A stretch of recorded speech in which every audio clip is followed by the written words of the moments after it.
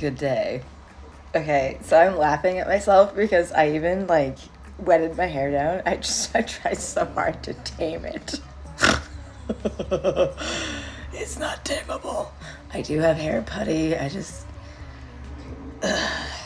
don't like the way it feels. I mean, actually, that's not true. I don't mind it if I don't put my hat on, but I'm about to go for a walk, and I'm gonna put my hat on because it's cold out and windy, and I don't like my hair in my face, and I don't like the smell of hairspray. So hat it is. Yeah. So today it was funny. I had a lot of different ideas and a lot of different things I wanted to talk about, and I don't really remember any of them.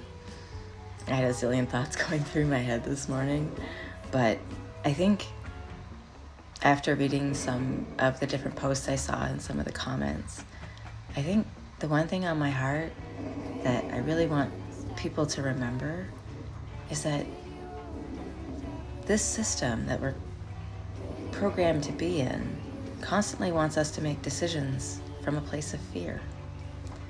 Stop and think about it for a second. When you wake up in the morning, how many of you eat breakfast because you're afraid if you don't eat that specific kind of breakfast, your day isn't going to go well. It's going to make you feel unhealthy, right? We're afraid of our food because if we eat that, we're going to bloat. If we eat that, we're going to, get welts on our tongue. If we do this, we're going to, right? We're constantly afraid of everything. We're afraid of the ingredients of the fast food we probably shouldn't even be eating. There's an ironic oxymoron there I'm not even getting into.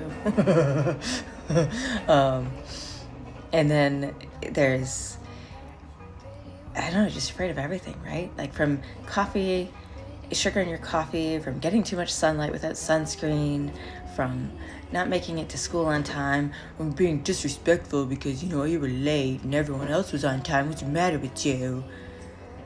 Honestly, I hate that one because I have really no concept of time. Like, at all. That's not true. I can force myself to be in time, but I hate it. I don't really have much concept for it. But yeah, so it's a really big momentum, though, is my point. Like the momentum of always choosing to do things for ourselves, for our family, for whatever, is always based out of a place from fear, from trying to relieve that sense of anxiety. Now, what if you were to start making choices from a place of love? So instead of eating the breakfast because you're afraid of what you might feel like if you don't, what if you eat the breakfast of your choice because you love yourself and you know it's what your body needs that day? Or what if you make choices like, you know what, I'm going to take the bus today because I just don't feel like driving. And instead of making yourself feel shitty, like, oh man, you really should just get in the car and drive, you're going to be late, you're such an asshole. You say, you know what, I am tired, I worked hard this week, someone else can do the driving. All I want to do is sit and chill out and get off at my stop, right? We start making choices from a place of that love, like we love ourselves and we want ourselves to feel good, we want ourselves to feel better, we want to feel joy and peace. When we start doing that, when we start making choices from a place of love, instead of a place of fear or anxiety.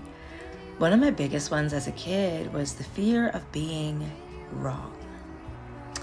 And it was because every time I did something wrong at home or I got the answer wrong to the question, it would either result in hours of profuse, extreme, aggressive yelling. I mean, like veins popping out of the head, foaming at the mouth, like yelling for hours. It would either result in that or some other kind of physical punishment of some kind. So I got used to being very afraid to speak unless I knew what I was going to say had value to the person and that it was correct. I also learned really quickly that even sometimes when you're correct, you shouldn't say shit. People don't like the truth, especially from a child. So, again, though, I was making choices from a place of fear. I was choosing to hold my tongue, not because it was the wise thing to do or because it was going to save me energy and actually be better for me in the long run, which is actually the truth. I was making that choice because I was just simply afraid of what would happen if I didn't. How many of us do this all day long, right?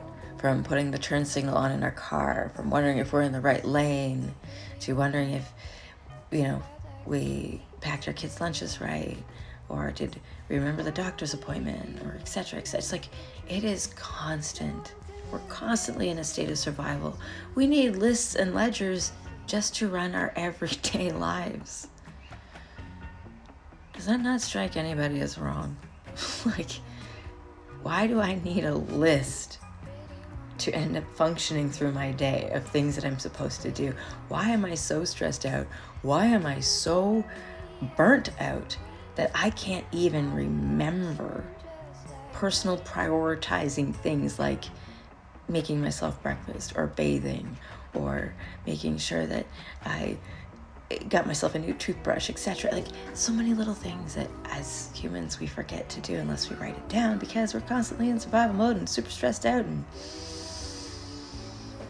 yeah, do you feel me? Are you tired? I know not everyone has had the same amount probably as I have as abuse and trauma. I mean, there's lots of women and men who do and don't even realize that they're still living in it, which is another thing the system has done to us, where we made living in abuse of homes where we're constantly being used and neglected and treated poorly as an acceptable thing, or that being in a relationship with someone who doesn't truly love you, who's constantly checking out that guy's ass or those girls' boobs, that's acceptable. It's acceptable for your partner to have a celebrity crush or to want to fuck somebody else. It's acceptable. It's totally acceptable now to not want to be special to somebody. Doesn't that feel wrong in your heart, though? If it feels wrong in your heart, there's a reason. Your heart's trying to tell you something. If it's not wrong in your heart, well then, obviously you're doing what's right for you, and don't let anyone tell you different. But if inside you kind of feel like that ache, like that achiness, almost like heartburns in your throat, and your stomach starts to feel queasy, and it's like, ugh. Yeah, it ain't good. Don't do that. That's not good for you. I don't care what other people say. Whatever it is, it's not good for you. And it's like making choices from a place of fear. By the end of the day, you really don't feel good. If you spent you know that movie, Say Yes, right? Yes Day? If you spent just one day not refusing yourself, your own needs, your own wants, your own desires, one day not rejecting your honest reactions to things because it doesn't meet societal norms, or it isn't what other people want you to do. One day, see how you feel at the end of that day. It's like when you give yourself a cheat day or a vacation day, and you just spend the day doing whatever whim hits your mind that's fun and exciting. At the end of the day, you might be tired, but you feel fucking great. What if it's always supposed to feel great? Maybe not fucking great, like you had a vacation great, but like good. You're not supposed to go to bed at the end of the day hurting, in pain, feeling sick, exhausted, in fear, worrying about what's gonna happen in the morning. It's true though.